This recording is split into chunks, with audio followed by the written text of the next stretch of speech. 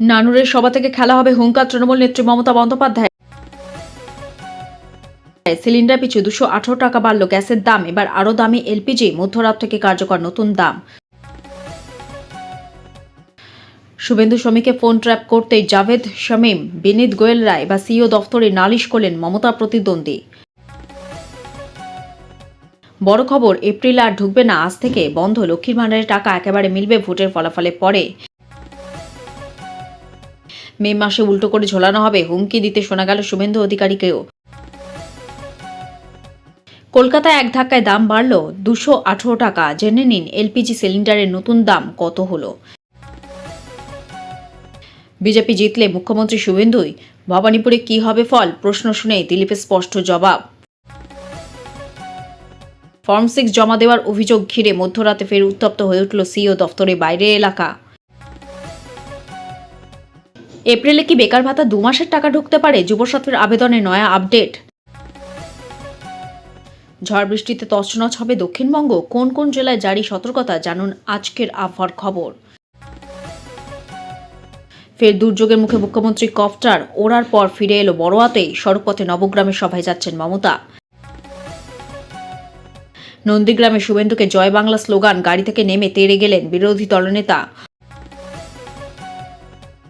29 জনকে নিয়ে ক্রাইমিয়ায় ভেঙে পড়ল রুশ সেনা বিমান, সকলে মৃত্যুর আশঙ্কা, হামলা না যান্ত্রিক কোনো গোলযোগ। বালিগঞ্জে সোনা পাপ্পুর বাড়িতেই ইডির হানা, ভোটের আগে ফের সক্রিয় কেন্দ্রীয় সংস্থা, কলকাতায় আরও কয়েকটি জায়গায় তল্লাশি। ডাবল ইঞ্জিনের বাস্তবতা বালুঘাটের মানুষ সবচেয়ে ভালো জানেন, সবাই স্থানীয় সাংসদ সুকান্তকে কটাক্ষ অভিষেকের। নাম বাদ নিয়ে ট্রাইব্যুনালকে নতুন নির্দেশ সুপ্রিম কোর্টের, মমতা বললেন আমরা খুশি। শ্রমিক মনে শীত কাটছে কংগ্রেস, চাপাতা তুলে চাওয়ালা মোদি বললেন অসমে হ্যাটট্রিক করছি। রাহুলের মৃত্যুতে প্রযোজনা সংস্থার বিরুদ্ধে এফআইআর করেছেন প্রিয়াঙ্কা, আইনি পদক্ষেপ আর্টিস্ট ফোরামেরও। কেবল কলকাতা নয়, সব জেলাতেই ট্রাইব্যুনালে শুনানি হোক, হাইকোর্টে প্রধান বিচারপতিকে চিঠি তৃণমূলের। সাপ্লিমেন্টারি তালিকায় পরিবারে 8 জনের নাম ডিলিট, এরপর কি হবে, আতঙ্কে মৃত্যু বৃদ্ধের।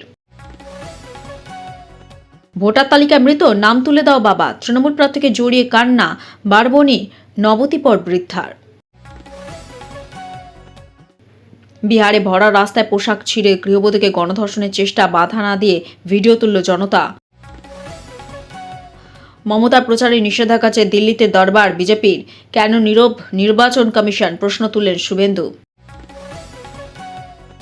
মুসলিম হয়ে বিজেপি করায় জল বন্ধ, রাকিবুলে বাড়িতে পৌঁছে কি করলেন শুভেন্দু। এবার একটা বড় খেলা হবে, নানুরে মন্তব্য মমতার। অভিষেকের মা ছুটে এসে বলল দিদি 500 টাকা দেবে, লক্ষ্মীর ভাণ্ডারের কথা যেভাবে মাথায় এলো মমতার। সুজাপুরে তুমুল বিক্ষোভ, এসআইআর তালিকায় নাম বাতিল, ভোটারদের নামল কেন্দ্রীয় বাহিনী।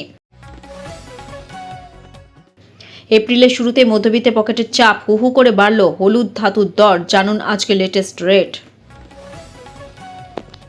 এতক্ষণ শুনছিলেন সংবাদ শিরোনাম, এবার আসছে বিস্তারিত খবরে। ভিডিওটি ভালো লাগলে লাইক করুন এবং আমাদের ইউটিউব চ্যানেলটি সাবস্ক্রাইব করুন। নানুরের সভা থেকে খেলা হবে হুঙ্কার তৃণমূল নেত্রী মমতা বন্দ্যোপাধ্যায়।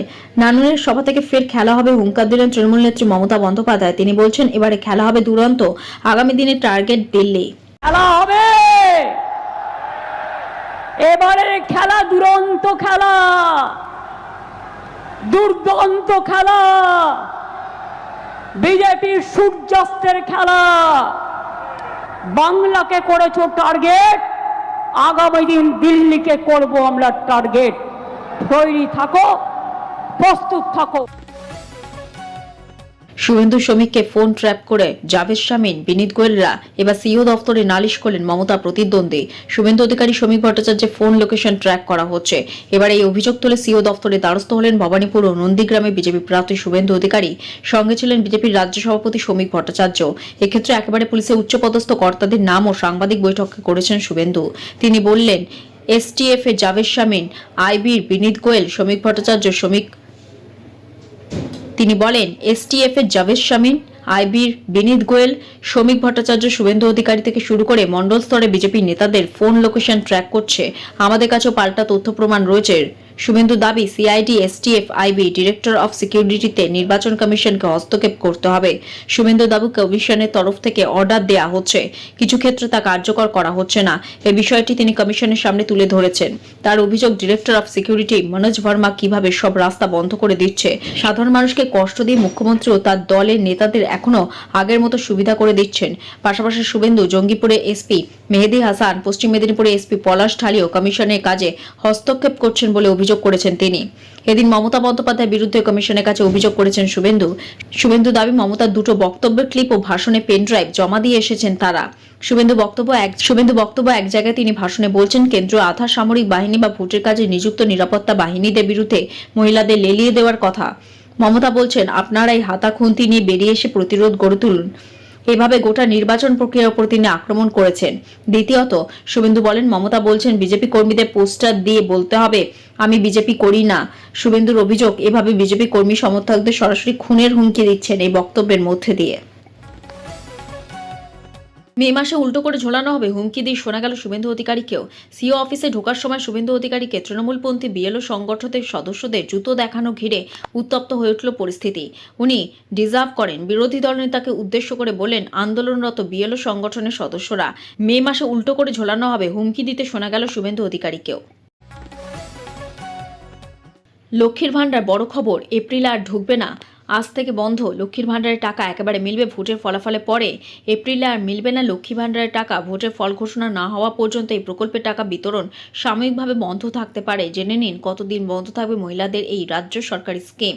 সাম্প্রতিক খবর অনুযায়ী ভোটের ফল ঘোষণা না হওয়া পর্যন্ত এই প্রকল্পের টাকা বিতরণ সাময়িকভাবে বন্ধ করা হতে পারে বলে প্রশাসনিক সূত্রে জানা যাচ্ছে। সাম্প্রতিক খবর অনুযায়ী ভোটের ফল ঘোষণা না হওয়া পর্যন্ত এই প্রকল্পের টাকা বিতরণ সাময়িকভাবে বন্ধ করা হতে পারে বলে প্রশাসনিক সূত্রে জানা গেছে। ফলে বহু উপভোক্তার মনে প্রশ্ন, এপ্রিল বা আগামী কিস্তির টাকা কি সময় মতো পাওয়া যাবে? কেন টাকা বন্ধ থাকতে পারে? ভোটের সময় আচরণবিধি কার্যকর থাকে। এই সময় নতুন কোনো সরকারি ঘোষণা বা আর্থিক সুবিধা বিতরণে বিধিনিষেধ থাকতে পারে।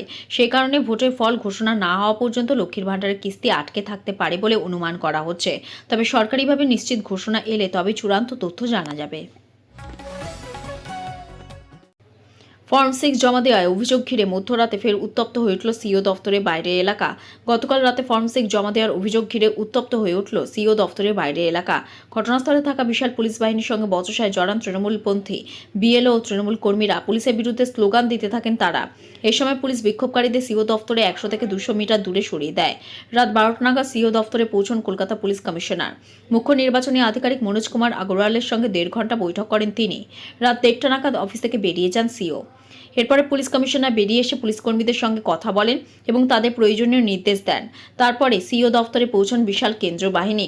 ফর্ম 6 জমা দেওয়ার অভিযোগ ঘিরে গতকাল দফায় দফায় উত্তপ্ত হয়ে ওঠে স্ট্যান্ড রোডের সিও দফতরের বাইরে এলাকা। হাতাহাতি ও সংঘর্ষে জড়িয়ে পড়ে তৃণমূল ও বিজেপি কর্মী সমর্থকরা। পরিস্থিতি সামাল দিতে পুলিশের পাশাপাশি নামতে হয় কেন্দ্রীয় বাহিনীকে। ফর্ম 6 জমা দেওয়ার অভিযোগ ঘিরে গতকাল 4 ঘন্টা ধরে রণক্ষেত্র পরিস্থিতি তৈরি হয় সিও দফতরের বাইরে। সিও দফতরে ব্যাগে করে ফর্ম 6, আপত্তি তৃণমূল সংগঠনে। ফর্ম 6 জমা দেওয়ায় বাধা, মারমুখী তৃণমূল বিজেপি। দফায় দফায় ধুন্ধুমার পরিস্থিতি সামলাতে নামে পুলিশ, নামাতে হয় কেন্দ্রীয় বাহিনী। বচসা থেকে শুরু হয় ঝামেলা, তারপর ধস্তাধস্তি, মারপিট, স্লোগান পাল্টা স্লোগান, ফেলে দেওয়া হয় একের পর এক মোটর বাইক, লাঠি চালায় পুলিশ। পরিস্থিতি সামলাতে নামে কেন্দ্রীয় বাহিনী। ফর্ম 6 জমা দেওয়ার অভিযোগকে কেন্দ্র করে মঙ্গলবার এইভাবেই স্ট্যান্ড রোডে সিও দফতরের বাইরে দফায় দফায় উত্তপ্ত হলো পরিস্থিতি।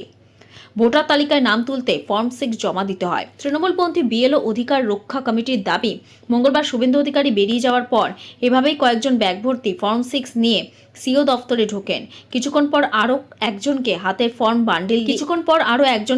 ফর্মের বান্ডিল দিয়ে ঢুকতে দেখা যায়। ফর্ম 6 জমা দিয়ে বেরিয়ে আসার পরই একজনকে আটকান তৃণমূলপন্থী বিএলও আধিকারিক রক্ষা কমিটির সদস্যরা। প্রথমে তর্কাতর্কি, তারপর শুরু হয়ে যায় হাতাহাতি। যিনি ফর্ম জমা দিতে এসেছিলেন তার পোশাক টেনে ছিঁড়ে দেওয়া হয়। তাকে কোনো রকমে উদ্ধার করে পুলিশ। তারপরে বিজেপি কর্মী সমর্থকরা ঘটনাস্থলে এসে বিক্ষোভ দেখাতে থাকেন। ছিলেন সদ্য কংগ্রেস ত্যাগী ও বিজেপি প্রার্থী সন্তোষ পাঠকও। চলতে থাকে স্লোগান পাল্টা স্লোগান। নন্দীগ্রামে শুভেন্দুকে জয় বাংলা স্লোগান, গাড়ি থেকে নেমে তেড়ে গেলেন বিরোধী দলনেতা। নন্দীগ্রামে শুভেন্দুকে জয় বাংলা স্লোগান, মেজাজ হারিয়ে গাড়ি থেকে নামলেন বিরোধী দলনেতা শুভেন্দু অধিকারী। ভোটারদের হুঁশিয়ারি দিয়ে তাকে বলতে শোনা যায়, 21 সালের নির্বাচনের মতো করতে দেব না, দিনকাল বদলে গিয়েছে, এই রকম করবেন না। তৃণমূলে কটাক্ষ, শুভেন্দু বুঝে গিয়েছে এবার আর জিততে পারবে না। নন্দীগ্রাম বিধানসভা এলাকার এক মুসলিম পরিবারের সঙ্গে দেখা করতে যান শুভেন্দু। সেখানেই তাকে ঘিরে জয় বাংলা স্লোগান ওঠে, তাতে মেজাজ হারিয়ে ফেলেন তিনি। গাড়ি থেকে নেমে ঘুরে দাঁড়ান। যারা স্লোগান দিচ্ছিলেন তাদের উদ্দেশ্যে শুভেন্দুকে বলতে শোনা যায়, সময় বদলে গিয়েছে, এরকম করবেন না, সবার কাছে যাওয়ার অধিকার আমার আছে, আমাকে দেখে এরকম করবেন না, সব মুসলিম বাড়িতে যাব, আমার এমএলএ অফিস থেকে সবাই সাহায্য পেয়েছে। তৃণমূলের দাবি, শুভেন্দু বুঝে গিয়েছেন তিনি হারবেন, হিন্দুরা তার সঙ্গে নেই, তাই মুসলিমদের কাছে টানছেন, তাই মিথ্যা কথা শুনে দেখা করতে চলে এসেছেন। ঘটনার সাময়িক উত্তেজনা তৈরি হলেও আইন শৃঙ্খলা কোনো অবনতি হয়নি। পুলিশ উপস্থিত ছিল এলাকায়, ছিলেন কেন্দ্রীয় বাহিনীর জওয়ানরা। দ্রুত পরিস্থিতি নিয়ন্ত্রণে আসে। শুভেন্দু এলাকা থেকে বেরিয়ে যাওয়ার পর নতুন করে কোনো উত্তেজনা খবর আসেনি। জয় বাংলা, জয় বাংলা, চট চট চটটা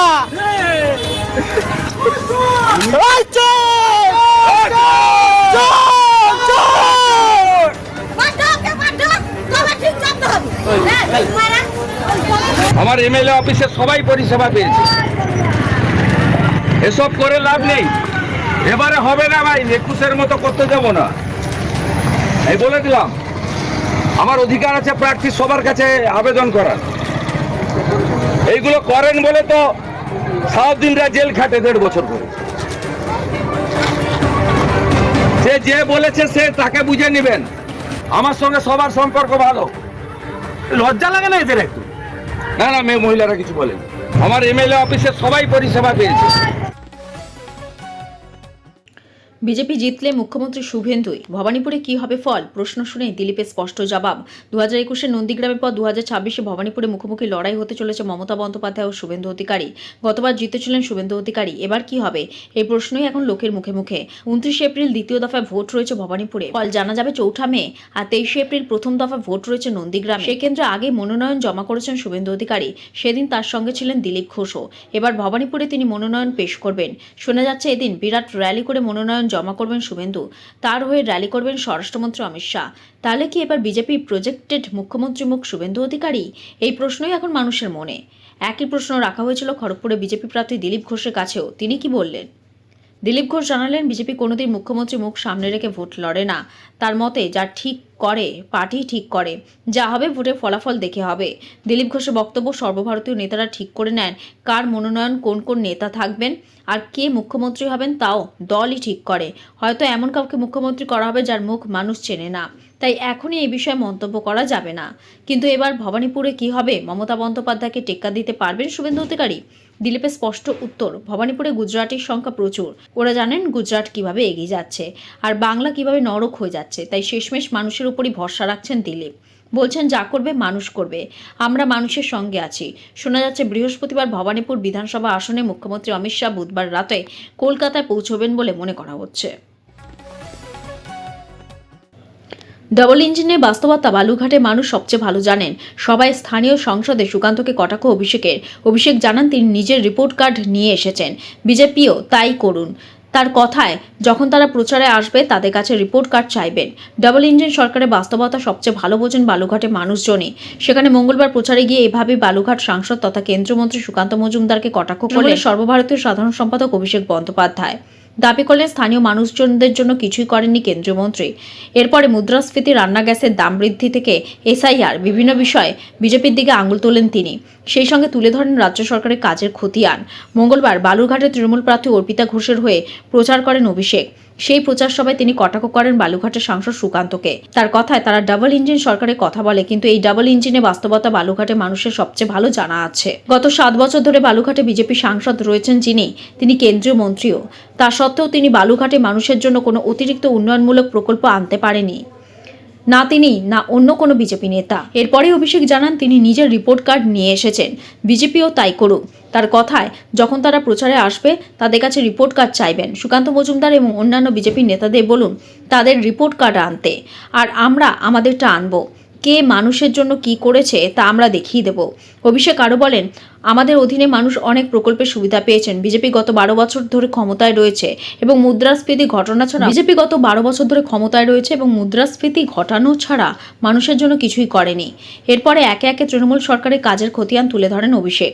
তিনি বলেন, দীর্ঘদিন ধরে এখানকার মানুষ একটি কেন্দ্রীয় বিশ্ববিদ্যালয়ের দাবি জানিয়ে আসছেন, কিন্তু বিজেপি সেই দাবি পূরণ করেনি।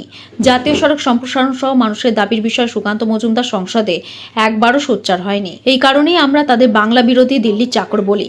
তিনি আরও জানান, রাজ্যে বিজেপি জিতলে প্রতিটি সিদ্ধান্তের জন্য তাদের দিল্লির নেতাদের অনুমতি নিতে হবে। লক্ষ্মীর ভাণ্ডার প্রসঙ্গ বিজেপিকে আক্রমণ করেন অভিষেক। তিনি বলেন, সুকান্ত মজুমদার দাবি করেন তারা ক্ষমতায় এলে লক্ষ্মীর ভাণ্ডারের টাকা বাড়িয়ে দেবেন। অসম, ত্রিপুরা, গুজরাট, রাজস্থান এবং মধ্যপ্রদেশ সহ 15টি রাজ্যে বিজেপি শাসন করছে। আমি তাদের চ্যালেঞ্জ করছি, মমতা বন্দ্যোপাধ্যায়ের মতো অন্তত একটি বিজেপি শাসিত রাজ্যে সকল মহিলার জন্য এই ধরনের প্রকল্প চালু করে দেখাক। তারা যদি পারে, আমি আর কখনো এখানে ভোট চাইতে আসবো না। অভিষেক কটাক্ষ করেন, বিজেপি আদতে পশ্চিমবঙ্গ, বিহার এবং উত্তরপ্রদেশ থেকে ভোটার প্রবেশ করাচ্ছে। তাদের উদ্দেশ্য সংস্কৃতি ঐতিহ্য ধ্বংস করা। রাজ্যে 2 লক্ষ কোটি টাকা পাওনা মিটিয়ে দেওয়ার দাবিও তোলেন তিনি। অভিষেক মনে করিয়ে দেন, ধূপগুড়িতে মহকুমা করার প্রতিশ্রুতি দিয়েছিল তৃণমূল সরকার, তা পূরণ করা হয়েছে। তারপরেই তিনি বলেন, বালুঘাট থেকে অর্পিতা ঘোষ জিতলে আমরা স্থানীয় হাসপাতালটিকে মেডিকেল কলেজে উন্নীত করার বিষয়ে অগ্রাধিকার দেব। পাশাপাশি তিনি আরও বলেন, এখানে একটি হিমঘরের চাহিদা রয়েছে। রাজ্য বাজেটে মমতা বন্দ্যোপাধ্যায় ঘোষণা করেছেন যে রাজ্য জুড়ে 50টি হিমঘর স্থাপন করা হবে। আমরা চতুর্থবার ক্ষমতায় ফিরলে নিশ্চিত করব এই জেলায় অন্তত 2টো হিমঘর যাতে তৈরি হয়।